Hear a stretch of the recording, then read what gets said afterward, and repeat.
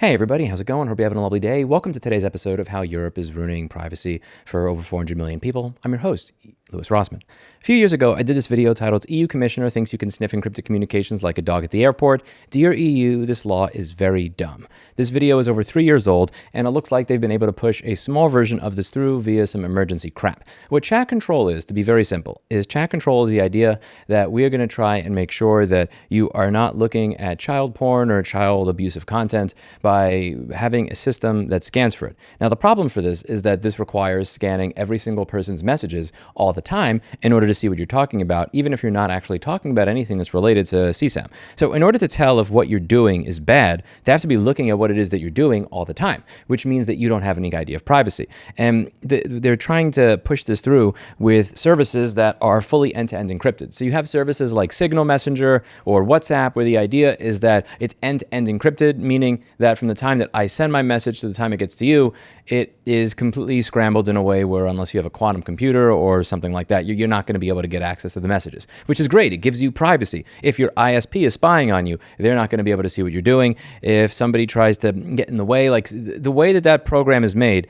even if Brian Acton wanted to be able to read all of your messages with his billions of dollars, he's not able to do that because the way that the application has been designed from the bottom up, and it's open source so you can review it for yourself, they have no access to whatever it is you're saying. And she has said things like this. It's like sniffing. Checking out, you could say. It's not as if you read the communication. I mean, it's like a police dog being able to smell if there's something there. That's not how this works. Because encrypted communication is scanned today by the companies, they scan all communications for viruses. So if you're on Signal and you want to send me a link to an interesting Svenska article, when you start typing the address of the article, a picture of the article pops up because they're scanning it. My apologies if I mispronounced the newspaper. I speak English and broken English, and that's about it. Somebody corrects her live. That's not even how Signal works. The way Signal works is that if you get a preview, it's because your Signal client from your device is taking a picture of the website and including it in the message that's being sent. Signal has no access to this information.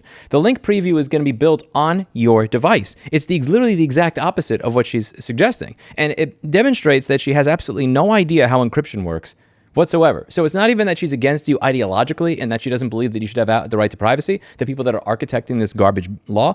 It's that they don't even understand how the technologies that they're seeking to regulate works. And this is very similar to what California was doing with 3D printing, where they believe that they can stop you from 3D printing parts to a gun, in spite of the fact that the parts to a gun look identical to the parts that go to a flashlight or a camera mount or a price scanner or anything else. It's one of these cases where it's not even just that they're ideologically against you. They also fundamentally have no understanding of how the technology works. Not only that, but as I went over in my original video, Swiss police have measured an error rate around 80 to 90%, and that is on already known material. So when we're trying to detect whether or not what you are saying or doing is a direct copy of known child porn, they still have no idea. Their detection algorithms are so fucking bad that it is wrong 80 to 90% of the time on material where they already have a perfect reference of it.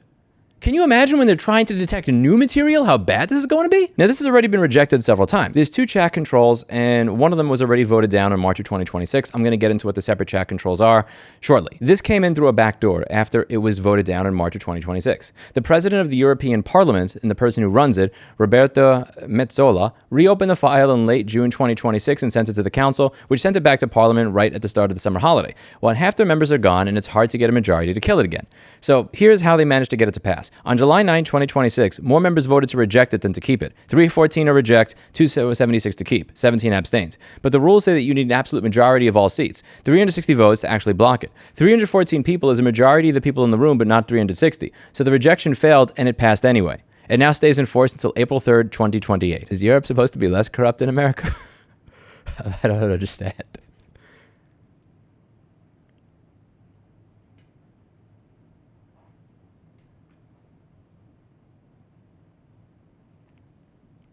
Patrick Breyer, the German former member of European Parliament who has led the fight against chat control for years, called it a farce that damages democracy. Svenja Hahn, my apologies again if I mispronounce your name, a current German member of the European Parliament, said that it's a disgrace that the chat control instrument has passed and that it opens the door to mass surveillance of all private communication of our European citizens.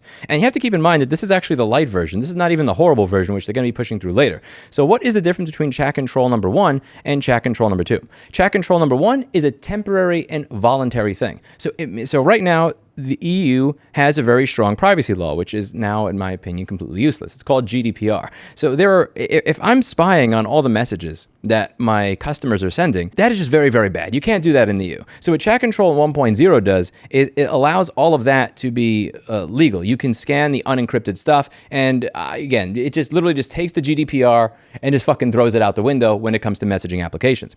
Chat Control 2, which is the final proposed one, it actually requires that you scan everything inside of encrypted apps. And there's no way to do that. You can't do that with end-to-end. There is no fucking sniffing like a dog at the airport. That's not how this shit works. And encrypted text is not a smell. It's not an odor. That's not how any of this works. There's only two ways to do this. Number one, break end-to-end encryption, which means like that doesn't work. Or number two, you could have something called client-side scanning, which means that the application is going to read your message to figure out if it thinks there's child porn in there before it sends your message. That completely fucking defeats the purpose of actually having encrypted communications. The entire point of encrypted communications is that you're not reading my shit.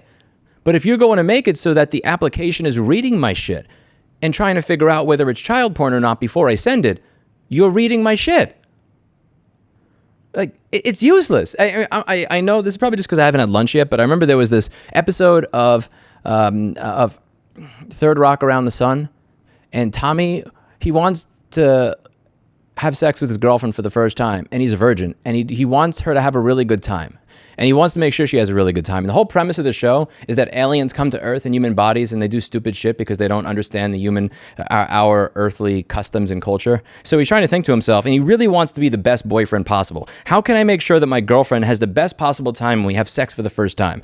So he tries having sex with other people as often as humanly possible so that he can be experienced before he actually has sex with his girlfriend. And he tells her about it because he thinks that she's just going to be so excited at how considerate he was of her.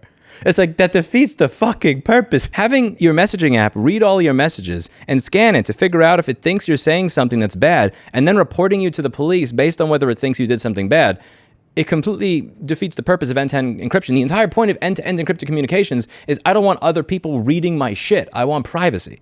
So Chat Control 1 is not the worst thing in the world. I think Chat Control 1 just kind of brings you back to the meme of American privacy, which kind of like, again, just kind of does away with a lot of the whole EU is good for privacy stuff to begin with. And then Chat Control 2 is what would actually make the EU worse than most Western countries when it comes to privacy, because now you would be mandating that end-to-end encryption breaks. That said, I talked about this here, and there's about 2 or 3 other videos I did on it, and it unfortunately didn't really make much of a difference. And it just kind of demonstrates that there's something that the EU has in common with the United States, whereas if bad people want something bad enough, they're going to use legislators that don't know any better to just kind of jam it through anyway. Like when you hear every town talking about, think of the children, that's why your 3D printer needs to be able to report everything you do to the government. Think of the children. Something else I'm getting tired of is all this stupid bullshit we have to listen to all the time about children. It's all you hear in this country. Children, help the children. What about the children? Save the children. You know what I say? Fuck the children. Fuck them. The most depressing part about this for me is that I've actually visited Europe a few times this year, and I'm going to be visiting a few times later, because every now and then I just have this like Euro-curious part of my brain that's, my entire country is getting surrounded by flock cameras. I feel like I'm losing the battle against mass surveillance and that type of thing in my own country. I'm looking at other areas that may be interesting to live in, I'm just curious. And then this shit comes out. It's like, where do you go?